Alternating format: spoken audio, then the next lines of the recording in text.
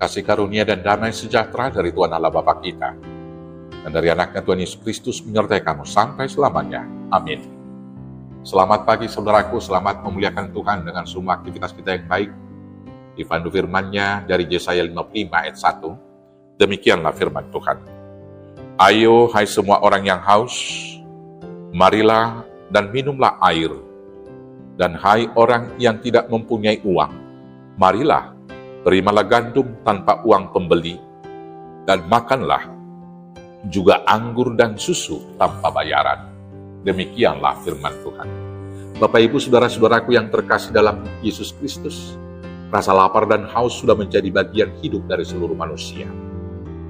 Sesungguhnya, berbahagialah orang yang masih dapat merasakan lapar dan haus. Itu tandanya dia masih hidup normal dan masih dapat merasakan nikmat kehidupan tersebut. Sebab apabila seseorang sudah tidak dapat merasakan lapar dan haus, dia sesungguhnya sudah sakit. Sakitnya parah dan mungkin juga sudah sekarat.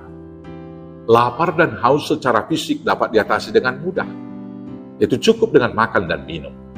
Tetapi jiwa yang lapar dan haus adalah gampang-gampang susah untuk diatasi. Dikatakan gampang karena memang sesungguhnya gampang saja, atau mudah saja untuk mendapatkannya, yaitu dengan hidup di dalam Tuhan. Seluruh rasa lapar dan haus dari jiwa kita akan dipulihkan oleh Tuhan. Dikatakan sulit, karena manusia sangat sulit untuk percaya dan hidup di dalam Tuhan. Manusia sering memperumit hidupnya dengan pikirannya sendiri. Manusia lebih sering bersandar kepada pengertiannya yang terbatas untuk mengatasi banyak persoalan dan pergumulan hidupnya.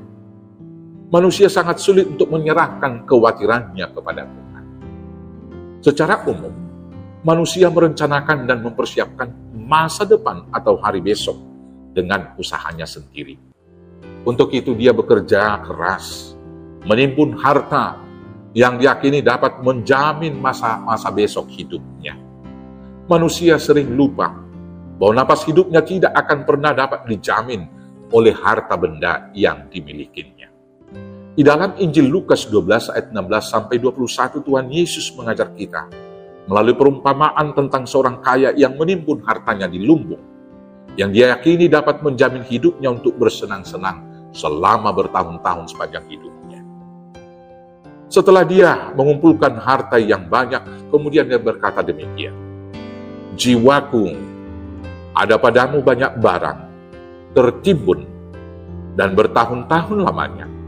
Beristirahatlah, makanlah, minumlah, dan bersenang-senanglah." Tetapi firman Allah kepadanya, "Hai engkau orang bodoh, pada malam ini juga jiwamu akan diambil daripadamu. Dan apa yang telah kau sediakan, untuk siapakah itu nanti? Demikianlah jadinya dengan orang yang mengumpulkan harta bagi dirinya sendiri, jikalau ia tidak kaya di hadapan Allah." Lukas 12 ayat 19-21. Bapak Ibu saudaraku yang terkasih dalam Yesus Kristus, demikianlah orang Yehuda yang terbuang ke Babel dan mengalami penderitaan karena mereka bersandar kepada pengertiannya sendiri. Mereka mengumpulkan banyak harta, dan untuk itu mereka tidak segan-segan melakukan berbagai dosa. Mereka berpaling dari Tuhan dan tidak percaya kepadanya. Akibatnya mereka menderita dan dibuang ke Babel. Di pembuangan mereka juga tidak mau berpaling, tidak mau bertobat, dan tidak mau kembali kepada Tuhan. Mereka masih tetap bersandar kepada pengertian mereka sendiri dan menggantungkan hidupnya kepada harta dan benda-benda. Akibatnya, jiwa mereka letih dan lesu dan berbeban berat. Mereka lapar dan haus tanpa pernah terpuaskan. Dalam situasi yang demikian, Tuhan berfirman kepada mereka melalui Nabi Yesaya, supaya mereka datang kembali kepada sumber kehidupan mereka, kepada sumber kebahagiaan mereka, yaitu Tuhan Allah yang tetap setia mengasihi mereka. Tuhan berkata kepada mereka, "Ayo hai semua orang yang haus, marilah dan minumlah air. Dan hai orang yang tidak mempunyai uang, marilah, terimalah gandum tanpa uang pembeli, dan makanlah juga anggur dan susu tanpa bayaran. Dengarkanlah aku, maka kamu akan memakan yang baik, dan kamu akan menikmati sajian yang paling lezat. Senengkanlah telingamu, dan datanglah kepadaku. Dengarkanlah, maka kamu akan hidup. Carilah Tuhan selama ia berkenan ditemui. Berserulah kepadanya selama ia dekat. Baiklah orang fasik meninggalkan jalannya, dan orang jahat meninggalkan rancangannya. Baiklah ia kembali kepada Tuhan, maka dia akan mengasihaninya, dan kepada Allah kita, sebab ia memberi pengampunan dengan limpahnya." Yesaya 55 ayat 1-3 dan ayat 6-7. Bapak Ibu Saudara-saudaraku yang terkasih dalam Yesus Kristus, untuk memuaskan rasa lapar dan haus dari jiwa kita yang telah mencari kebahagiaan dan kedamaian dengan jalan mengumpulkan harta dan bersandar kepada pengertian dan keinginan sendiri, dan juga mencari kedamaian dengan semua upaya pribadi kita, sadarlah dan berpalinglah kepada Tuhan. Datanglah kepadanya, maka jiwamu akan dipuaskannya. Dia akan memberikan air kehidupan dan memberi hidup sukacita dengan anggur sukacita yang dari Tuhan.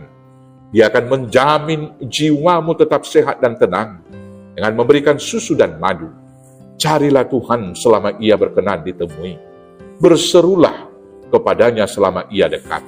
Bertobatlah, sebab Tuhan memberi pengampunan dengan limpahnya. Tuhan Yesus memberkati. Amin. Kita bersatu di dalam doa.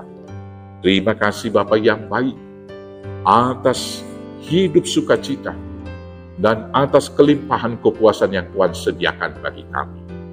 Dialah Roh Kudus yang memimpin kami untuk senantiasa datang kepada Tuhan, sehingga jiwa kami disegarkan, hati kami dipuaskan, dan hidup kami penuh sukacita, berkat, dan damai sejahtera yang daripada-Mu.